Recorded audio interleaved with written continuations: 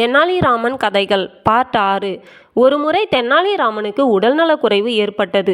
வைத்தியர்கள் வைத்தியம் செய்தும் நோய் குணமடையாமல் படுத்த படுக்கையாக இருந்தார். தெனாலிராமனின் மீது அனுதாபப்பட்ட ஒரு சிலர் அரசகுரு மந்திர தந்திரங்களில் வல்லவர், அவர் மூலமாக நோயை குணப்படுத்தலாமே என யோசனை கூறினார்கள். தெனாலிராமனின் மனைவி இந்த யோசனையை ஏற்றுக்கொண்டாள். உடனே அவள் அரசகுருவான தாத்தாச்சாரியாரை வந்து சந்தித்தாள். எப்படியாவது தன் கணவன் தெனாலிராமனை காப்பாற்றிட வேண்டும் என்று வேண்டினாள். தாத்தாச்சாரியாரோ பழைய சம்பவங்களை நினைவு கூர்ந்தார். தெனாலிராமன் தன் தாயின் நினைவு நாள் என கூறி தன்னை அவமானப்படுத்தியதையெல்லாம் நினைத்து பார்த்தார்.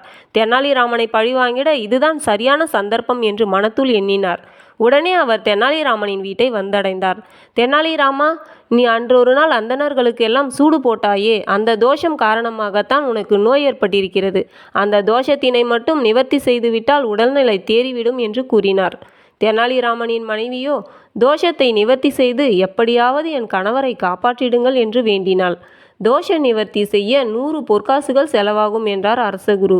ஐயா, இப்போது என்னிடம் பணம் இல்லை. நீங்கள் முதலில் என் கணவரது நோயை குணப்படுத்துங்கள். எங்களிடம் உள்ள குதிரையை விற்றாவது தங்களுக்கு பணத்தை தந்திடுவோம் என்றாள் தெனாலிராமனின் மனைவி. அரசகுருவும் அதற்கு சம்மதித்தார். தெனாலிராமனிடம் இருக்கின்ற குதிரையானது நல்ல அரபு குதிரை. அது எப்படியும் 200 பொன்னுக்கு மேல் பெறும் என்று முடிவு செய்தார். அரசகுருவின் முயற்சியினால் ஒரு வாரத்தில் தெனாலிராமனின் நோய் குணமடைந்து விட்டது. தெனாலிராமன் பூரணமாக குணமடைந்து விட்டான் என்ற செய்தியை அறிந்ததும் அரசகுரு தெனாலிராமனின் வீடு வந்து சேர்ந்தார். தெனாலிராமா, உன் நோய்தான் குணமடைந்து விட்டதே. நாம் பேசிக்கொண்டபடி 100 பொற்காசுகளை கொடு, இல்லையேல் குதிரையை விற்று அந்த தொகையை கொடு என்றார் அரசகுரு. உடனே தெனாலிராமன், நீங்கள் நாளை வீட்டிற்கு வாருங்கள், இருவரும் சந்தைக்கு செல்வோம். அங்கு என் குதிரையானது என்ன விலைக்கு விற்பனையாகின்றதோ அந்த பணத்தை நான் அப்படியே உங்களிடம் கொடுத்து விடுகிறேன் என்றான். அதனை கேட்ட தாத்தாச்சாரியாரோ மகிழ்ச்சி அடைந்தார். இந்த குதிரையானது எப்படியும் 200 பொற்காசுகளுக்கு மேல் விலை போகும், அதில் எந்தவிதமான சந்தேகமும் இல்லை.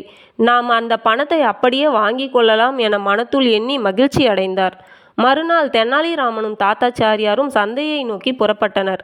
தெனாலிராமனும் தாத்தாச்சாரியாரும் சந்தைக்கு சென்ற பின் தனது புத்தி கூர்மையால் தெனாலிராமன் எவ்வாறு தாத்தாச்சாரியாருக்கு பதிலடி கொடுத்தான் என்பதை தெரிந்து கொள்ள சேனலை சப்ஸ்கிரைப் செஞ்சுட்டு கீழே இருக்கிற ப்ளே பட்டனை ப்ளே பண்ணி ஃபுல் வீடியோவை பாருங்கள்.